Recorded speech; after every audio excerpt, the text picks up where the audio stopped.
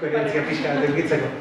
Nik bai aprobetxatuz, non daukagu bizikidetzako bilera hemen edo bilera handia nola egin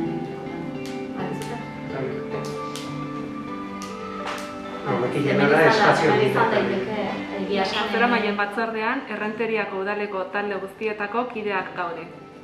Bertan arigunea sortu dugu, parte hartzen dugun belarri prest eta hobizi garenoi esker. Hori aurrera pauso handia bezain garrantzitsua da.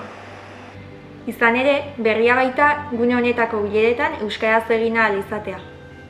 Euskaraldiari esker eta guztion ekarpenarekin euskara gehiagorekin eta gehiagotan egingo dugu.